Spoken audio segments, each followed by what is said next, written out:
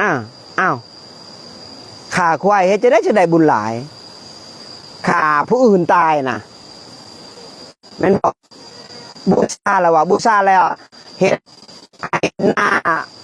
มันเข่าแล้ววะบ่เกี่ยวเข่าหน้าข้าเจ้าบ่ใส่ปุ๋ย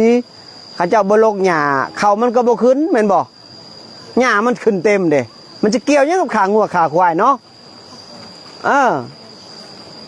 มันจะเกี่ยวยังกับบูชามันเกี่ยวเกี่ยวกับพื้นหน้ามันดีมันก็ได้เข้าดีหน้าขี้ต้มหน้าใส่ปุ๋ยมันก็ได้เข้าดีคันดำอยู่หินแหงสิมันสิได้บ่เขาต้องให้เจ้าอันยังกับบ่ได้ดอกเขานะเนาะเพราะฉะนั้นเขาจะเสือสิ่งผิดเด้อโยมพ่อโยมแม่เนาะปีหนึ่งบ้านเฮาขาควายจักโตเฮละปืบพระเฒ่า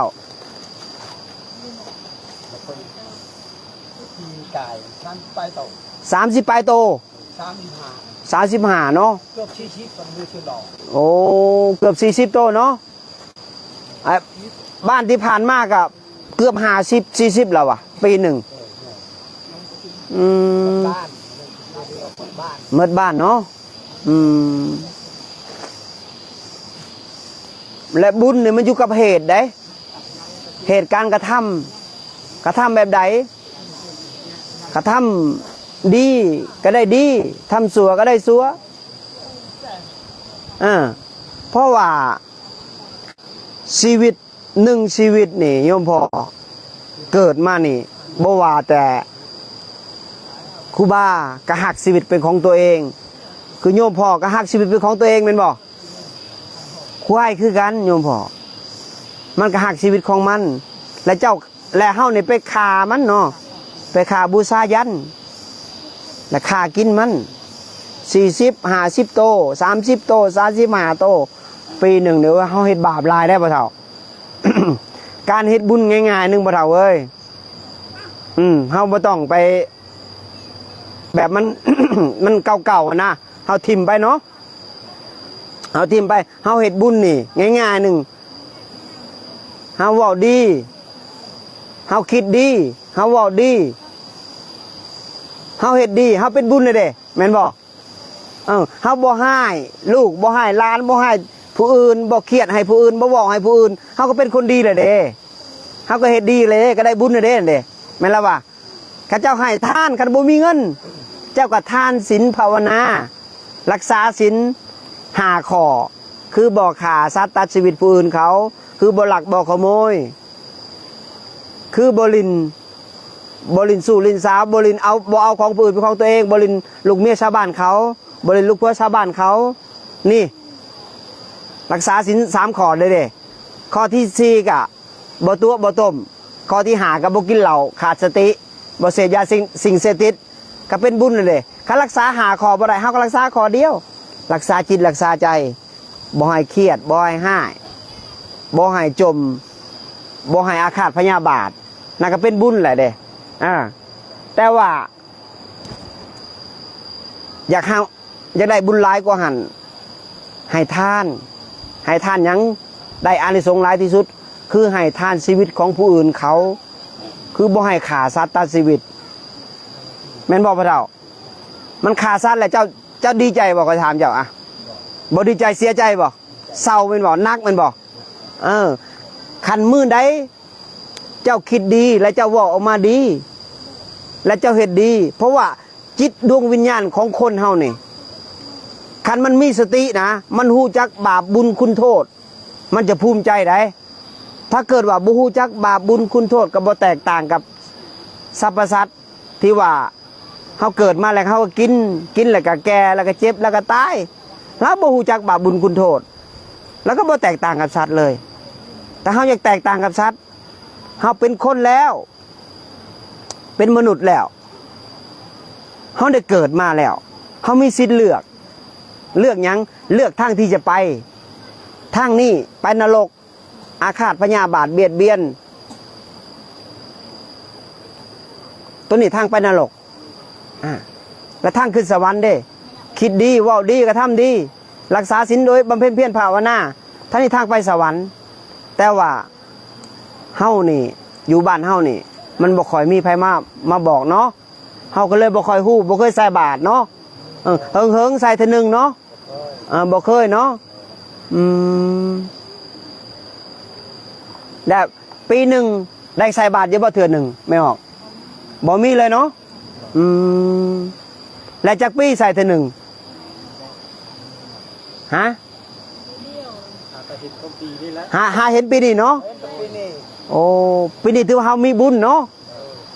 ครูบาโมทนาบุญนำเด้อแล้วครูบาคันครูบามีชีวิตอยู่ครูบาจะมาจอบดูเด้อปีละเถื่อเด้อคันครูบายังบ่ตายได้คันครูบาตายกันแล้วไปเนาะคันเจ็บเป็นไปบ่ได้กันแล้วไปเนาะนี่แหละบ้านเฮาชนเผ่าละเทิงเฮาแต่พ่อแต่แม่แต่ปู่แต่ย่าเฮาพาเฮ็ดแนวนี้เฮาก็เสือมาในนี้กับบ่ติเนาะคือพ่อครูบาแม่ครูบาคือกันตะกี้ก็เอาหัวงูหัวควายประจำถึงหัวนอนเหม็นก็เหม็นมีแต่หนูมีแต่ยังมากินแล้วบัดนี้ประจำพี่มีแต่หมดมีแต่แมงตกใส่หัวตกใส่หน้าตกใส่ตาครูบาก็เลยพิจารณาอันนี้มันบ่แม่นเนี่ยว่าผีนี่มันกินบ่ได้เนี่ยว่ามันผีบ่มีปากแม่นบ่ผีมีบ่ปากบ่เท่าบ่มีเนาะผีบ่มีปากมีแต่หมดมีแต่คนมีปากคนกินได้กายหยาบกินได้หมดกินได้แมลงกินได้แมงวันกินได้แต่ผีนี่กินยังบัดนี่ทุกหลังคาเฮือนมีผีเปรตพระพุทธเจ้าบัญญัติว่า1ต้องมีเฮือน1หลังคา1ต้องมี1คนผีเปรตนั่นมันจะขอส่วนบุญนำเฮาและเฮาเฮ็ดจังได๋สิให้ผีเปรตนั้นไปเกิดได้เฮาเฮ็ดผ้าเขาพ่อเอ้ยผ้าเขาผ้าเว้นผ้าแจกผ้าเขาผ้าเดียวกันอุทิศส่วนบุญให้เพิ่นคือพระธุดงค์มาจังซี่บ่หรือว่าวัดใกล้ๆบ้านเฮาบ่เฮาไปเฮ็ดเขาเฮาฝันเห็นพ่อเห็นแม่เฮาไปเฮ็ดผ้าเขาเฮ็ดอุทิศส่วนบุญให้เพิ่นไปเกิดเมื่อเพิ่นได้สันแล้วเพิ่นได้นั่งสมาธิแผ่เมตตาแล้วไปเกิดแหละเพิ่นจะอธิษฐานดอกไปเกิดเป็นเทวดาแล้วอธิษฐานให้เฮาให้เฮือนเฮาอยู่เย็นเป็นสุขเฮากับบ่ค่อยเจ็บบ่ค่อยโซอันนี้คือบุญหยังคือบุญจากจิตจากใจเฮาเจตนาที่จะเฮ็ดบุญบ่ต้องฆ่าสัตว์ตัดชีวิตเฮ็ดหน่อยนึงก็เป็นบุญให้ชีวิตแจ่มใสมื้อนึงเฮาให้ทานอย่าให้ขาดทานหยังคือรักษาศีลบำเพ็ญเพียรภาวนาคือเบิ่งจิตเบิ่งใจตัวเองกันเฮาบ่มีเงินก็บ่ต้องทานเรื่องเงินเด้อโยมพ่อเนาะเงินนี่เป็นแค่ทางจาคะละความตนีซื่อคันให้ทานที่แท้จริงนี่คือให้อภัยชีวิตของผู้อื่นเขาคือผู้อื่นเขาเว้าเขาด่ามาเฮาบ่โต้ตอบคือตัวนั้นแหละคือให้ทานเด้อว่าให้ทานแต่เงินบ่แม่นคือมื้อเช้านี่โยมพ่อใส่บาตรโยมพ่อก็ได้บุญเนาะให้ชีวิตเฮาให้ชีวิตแก่ผู้ที่บิณฑบาตและเพิ่นเอามาสันและเพิ่นมีเหือมีแห้งได้บำเพ็ญเพียรภาวนาต่อเฮาก็มีอายุวนะสุขภละอายุมันคนยืนได้เนาะตัวนั้นแหละเนาะเพราะฉะนั้นโยมพอเกิดมาแล้วอย่าเสียสัตว์เกิดเด้อเฮ็ดบุญหลายๆนี่บ้านเฮานี่โอ้ยบรรยากาศนี่สุดยอดเลยโยมพ่อเอ้ยมีห้วยมีแม่น้ำลำธารผ่านไปหน้าบำเพ็ญเพียรภาวนาครูบานั่งสมาธิอยู่นี่นะโอ้ยม่วนสุดๆเลยเกือบ3 ชั่วโมงครึ่งเมื่อวานนี่จนเด็กน้อยเขาเนื้อมดในทางเด็กน้อยพวกนี้เมื่อจนเมื่อมดนั่งเฮิงลายเนาะนี่เนี่ยขากได้โยมพ่อเนาะเพราะฉะนั้นเฮาปีหน้านี่เฮาสิเฮ็ดระเบิดคูปี้บ่เฮ็ดคูปี้โอ้ต่อไปจะเฮ็ดเด้อโยมพ่อเด้อเอานี่เอาพระธรรมคำสอนนี่เข้าสู่จิตสู่ใจถ้าเจ้าอยากเจริญทั้งจิตทั้งใจเจ้าบุญนี่มันเกิดจากจิตบาปก็มันเกิดจากจิตโยมพ่อเวลาเจ้าคิดบ่ดีนี่เจ้าเป็นบาปแล้วหน้าตาเจ้าเศร้าแล้วแม่นบ่เวลามันคิดดีเด้มันก็ม่วนมันก็ซื่ออายุก็ยืนแม่นบ่นี่แหละเฮาว่ารักษาศีลด้วยกายวาจาใจเด้อโยมพ่อเด้อคิดดีเว้าดีกระทำดีนี่เป็นบุญเนาะถ้าเฮาคิดบ่ดีเด้พญามารเด้ขอบนำเฮาเลยเนาะแม่นบ่เฮาขาดสติบัดใด พญามารครอบนำเฮาทันทีเลยนี่แหละเขาเอิ้นว่าพญามารมันอยู่ในจิตเฮานี่ศัตรูอันดับหนึ่งเลย คือความคิดของเฮาเด้อเฮาไปปรุงแต่งว่าสรรพสัตว์เป็นอาหารเฮาก็เลยขาเลยไปเสือความคิดว่าบูชายันด้วยงัวด้วยควาย30-40โตและเป็นบุญมันบ่แม่นนั่นทางที่ผิดเลยโยมพ่อผิดพลาดที่สุดนี่เฮาสร้างกรรมบ่หยุดบ่หย่อนเฮาเกิดมาเป็นคนแล้วเฮาบ่ยอมเอาบุญต่อบุญเฮาเอาบาปต่อบาปเอากรรมต่อกรรมเฮาก็เลยออกจากกรรมบ่ได้คันเฮาอยากออกจากกรรมได้เฮาหยุดกระทำบาปเฮาอยากยังเอาไปตลาดไปซื้ออยู่ตลาดเด้อโยมพ่อเด้อเฮาอย่าฆ่าสัตว์ตัดชีวิตงัวควายเนี่ยมันก็หักชีวิตของมันเนาะเพราะนั้นเฮาหยุดแล้วเฮาเฮ็ดบุญเฮ็ดดีก็ทำดีเว้าดีเฮาบ่ฆ่าสัตว์ตัดชีวิตเฮาก็จะเป็นบุญได้โยมพ่ออายุเฮาก็สิยืนขึ้นคันเฮารักษาศีลบำเพ็ญเพียรภาวนาเอารักษาศีลข้อเดียวนี่นะรักษาจิตรักษาใจนี่เนาะเฮาก็สิดีขึ้นเนาะเฮาลองเฮ็ดเด้อโยมพ่อโยมแม่เนาะ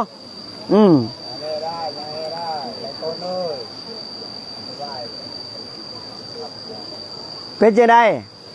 โยมงุดงิดบ่ฟังธรรมะหายใจฝืดตั้งใจฟังเด้ออยากรู้เรื่องยังให้ถามเหตุจะได้บุญหลายถามมาโลด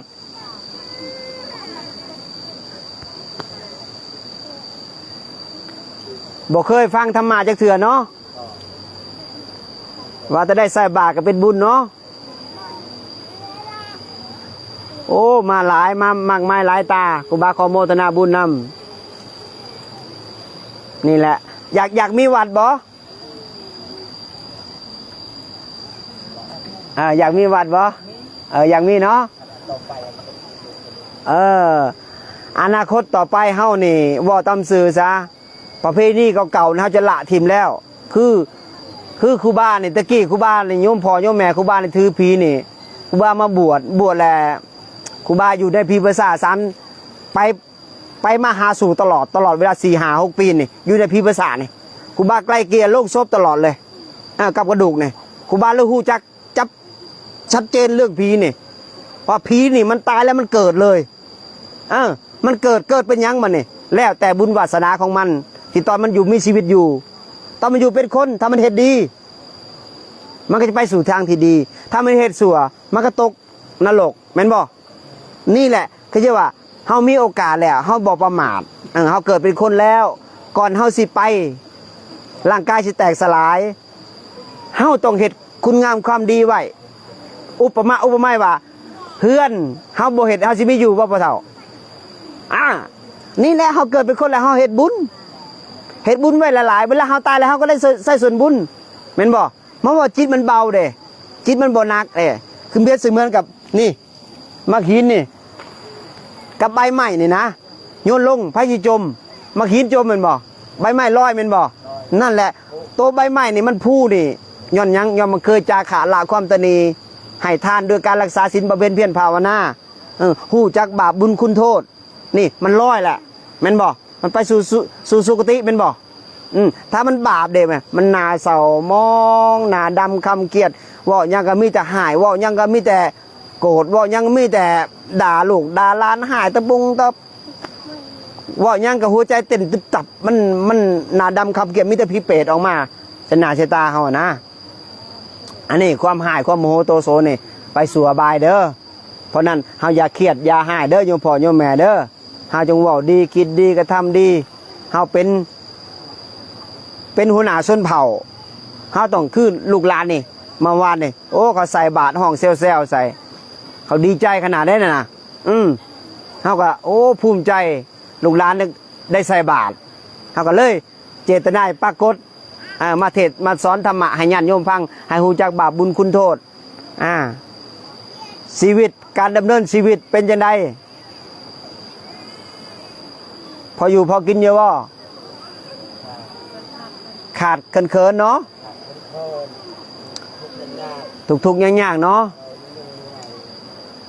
ฮู้จักบ่ว่าเป็นยังทุกๆยากๆศาสตร์ที่แล้วเฮาบ่เคยให้ทาน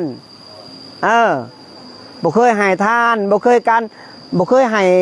บ่เคยรักษาศีลมาเพียรภาวนาบ่เคยที่จะละความตนีบ่เคยให้ชีวิตของผู้อื่นเขาเกิดมาชาตินี้เฮาเลยทุกข์คือเขา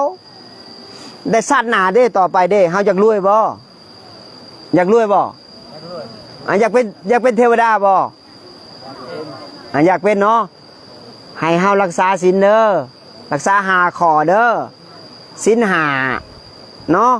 คือการบ่ฆ่าสัตว์ตัดชีวิตคือการบ่ลักบ่ขโมยคือการบ่ลินลูกเมียชาวบ้านเขาคือการบ่ตัวบ่ตบคือการบ่กินเหล้าบ่เสพยาเสพติดถ้ารักษาบ่ได้อีหลีก็ให้รักษาข้อเดียวรักษาจิตรักษาใจให้เข้าวัดดุเข้าวัดหยังวัดจิตวัดใจไปฟังธรรมพระธรรมคำสอนอันนี้บาปบุญคุณโทษให้เฮาฮู้จักบาปบุญคุณโทษเมื่อเฮาเกิดมาเป็นคนแล้วแต่เฮาบ่ฮู้จักก็บ่แตกต่างกับหมูมาเป็ดไก่กินแล้วก็ขี่แล้วก็แก่แล้วก็เฒ่าแล้วก็ตายแม่นบ่ฮู้จักหยังเฮารอแต่มื้อตายซื่อๆบ่เฒ่าอย่ารอมื้อตายเฮาเฮ็ดก่อนเฮ็ดเฮือนก่อนเฮาสิไปปลูกต้นไม้ให้มีห่มอยู่คือจังซี่นี่ห่มโพใหญ่ๆเฮาอยู่มันก็บ่แดดแม่นบ่แต่เฮาบ่ปลูกเด้มีแต่ทำลายเด้มีแต่ตัดไม้ทำลายป่าบ่เคยปลูกต้นไม้เฮาก็บ่มีห่มอยู่แม่นบ่อันนี้คือการเกิดมาเป็นคนแล้วเฮาบ่เคยรักษาศีลบ่เคยบำเพ็ญเพียรภาวนาเฮาตายไปก็ไปสู่นรกไปสู่ที่แดดเด้แม่นบ่มันออกร้อนออกร้นน่ะเด้คันเฮามีศีลมีธรรมเด้มันก็ร่มเย็นเป็นสุขสบายแม่นบ่อันนี้แหละเพิ่นว่าเติมน้ำเต็มแล้วค่อยไปเนาะเพราะฉะนั้นเฮาให้ฮู้จักแจ้งเด้อว่าฆ่าสัตว์ตัดชีวิตบูชายันมันผิดละปอกละปืบมันเป็นประเพณีแต่พอตะปูตะหยาเอามาเนาะเฮาเลยเสือเนาะเสือจังซั่นสนิทเลยว่าเฮาเฮ็ดแล้วเฮาจะได้ข่าวหลายเฮ็ดแล้วเฮาจะอยู่ดีมีสุขเฮ็ดแล้วพี่จะบ่เฮ็ดเฮาพี่นี่นะสิบอกเฮาเด้อมันเป็นหยังมันถึงสิงเฮาได้เข้าใจบ่แบบเฮาจำแล้วมันเศร้าแม่นบ่อันนั้นพี่ปอบกับพี่เปรตมันอยู่รวมกันมันเป็นเสี่ยวกันมันสิงเฉพาะคนที่บ่มีศีลคนได้บ่ปากนั่นคิดลอยๆนั่นมันสิงเลยสิงกินมันบอกว่านี่พี่พ่ออันนี้พี่แม่แล้วเจ้าไปจำเป็ดจำไก่แล้วมันเศร้าจำหัวงูใจมันเศร้ามันหิวมันชะงิดอันนั้นบ่แม่นพี่พ่อพี่แม่เฮาเด้อเฮาไปใส่บาตรหรือไปเฮ็ดผ้าเขาผ้าแจกผ้าเว้นให้เขากินผ้าหนึ่งให้พระกินและพระอุทิศส่วนบุญแต่เขาไปเกิดเฉพาะพี่เปรตปุถุชนเท่านั้นไปเกิดแล้วเขาจะอยู่เย็นเป็นสุขเด้มันสิงได้เฉพาะคนที่บ่มีศีลคนที่วิปลาสเท่านั้นได้ผีนั่นได้เพราะว่าครูบานี่สัมผัสได้สิ่งพวกนี้เพราะว่าครูบาเคยเข้าผีภาษามาตลอดเลยเข้าไปเบิ่งจิตเบิ่งใจตัวเองโอ้ว่าผีนี่มันบ่มีตัวตนว่าผีนี่ตายแล้วเกิดองค์สัมมาสัมพุทธเจ้าก็บอกคือกันตายแล้วเกิดเลยมันเกิดเป็นอย่างเท่านั้นเองเกิดเป็นผีเปรตบ่เป็นงัวเป็นควายเป็นสัตว์นรกบ่คันเป็นงัวก็กินหญ้าเป็นควายกินหญ้าเป็นม้าก็กินน้ำมูกเน่ากินของเน่ากินข้าวกินหยังคือการกับมนุษย์เฮาแม่นบ่จะกินสิ่งพวกนี้บ่ได้ครับเป็นผีเปรตก็กินส่วนบุญบ่ได้กินสิ่งเฮาจำน่ะมีแต่หมดมีแต่สิ่งอื่นกินเนาะให้เฮาเข้าใจเนาะอันนี้เป็นเรื่องจริงเนาะ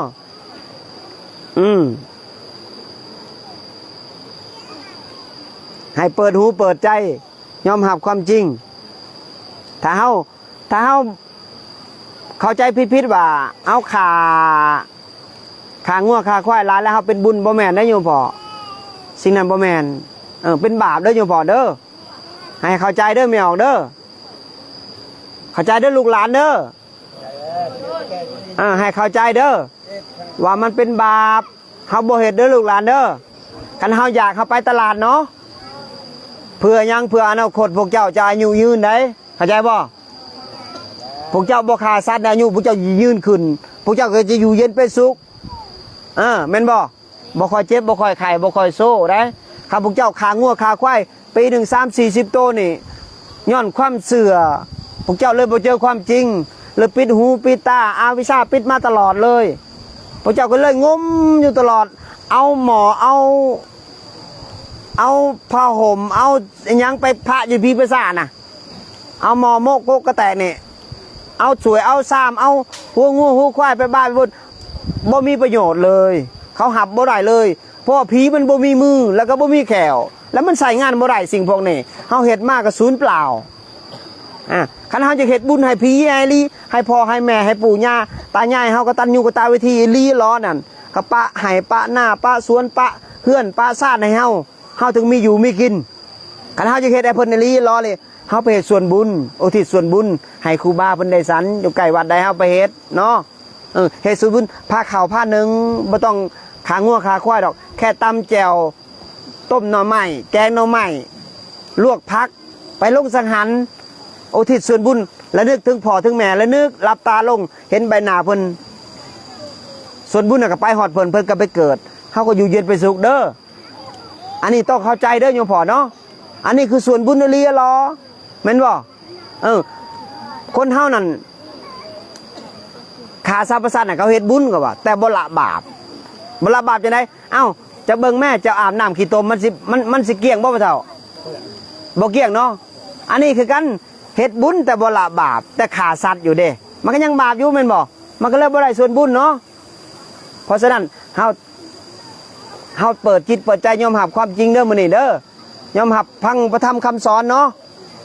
ศาสนาพุทธเฮานี่ประเสริฐสูงสุดพุทธังสรณังคัจฉามิธัมมังสรณังคัจฉามิสังฆังสรณังคัจฉามิขอเอาพระพุทธเจ้าเป็นที่พึ่งของเฮาขอเอาพระธรรมเป็นที่พึ่งของเฮาขอเอาพระสงฆ์เป็นสารณะที่พึ่งของเฮาสูงสุดเนาะ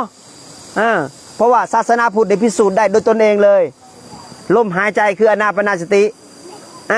ใครปฏิบัติผู้นั้นฮู้ผู้ใดปฏิบัติผู้นั้นเห็นผู้ใดปฏิบัติผู้นั้นแจ่มแจ้งผู้ใดปฏิบัติผู้นั้นหลุดพ้นคือศาสนาพุทธเฮาอนิจจังทุกขังอนัตตาเกิดแก่เจ็บตายเป็นเรื่องธรรมดาถ้าเฮาไปยึดมันก็ถูกถ้าเฮาบ่ยึดมันก็จบเนาะพ่อใหญ่ตัวนี้เด้อให้ฮู้จักบาปบุญคุณโทษเนาะมีใครอยากถามยังบ่บัดนี้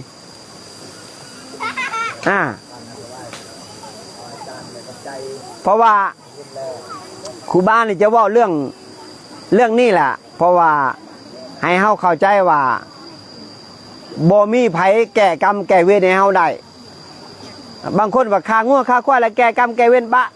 บนคนกาละบ่มีไผเด้อเพราะสิ่งนี้มันอยู่กับเจตนาเพราะมันเกิดจากจิตเฮาเด้เฮาเจตนาเฮ็ดบาปก็ได้บาปเฮาเจตนาสิจะล้างบาปก็ด้วยการรักษาศีลบำเพ็ญเพียรภาวนานักภาวนาเท่านั้นที่จะออกจากสิ่งนี้ได้เนาะให้เฮาเข้าใจเนาะเพราะว่าเฮาอย่าเฮ็ดอย่างอื่นเด้อโยมเด้อเจ้าเป็นผู้นั่นก็แนะนำให้เขาเข้าใจเด้อเจ้าสิได้บุญเนาะแต่ก็ยากแม่นบ่ยากที่สุดเลยแม่นบ่แต่บ่เป็นหยังลูกๆหลานๆเกิดใหม่นี่ให้เข้าใจฮู้จักบุญจักบาปด้วยลูกเด้อเนาะให้เข้าใจบาปบุญคุณโทษให้เข้าใจเดี๋ยวมื้ออื่นครูบาจะเดินทางจะลิกตุดงไปต่อเดี๋ยวมื้อนี้จะพาไหว้พระเนาะไหว้พระแผ่เมตตาแล้วชอยเมื่อเด้อใครจะได้บุญนำกินบ่โมทนาสาธุขอให้ญาติโยมจงมีแต่ความสุขความเจริญผู้อยู่ทางบ้านมั่งมีสีสุขอย่าเจ็บอย่าจนทุกคนต้องเห็นธรรมตามความเป็นจริงด้วยเถิดอันนี้บ้านยังอันนี้บ้านละแนงเนาะ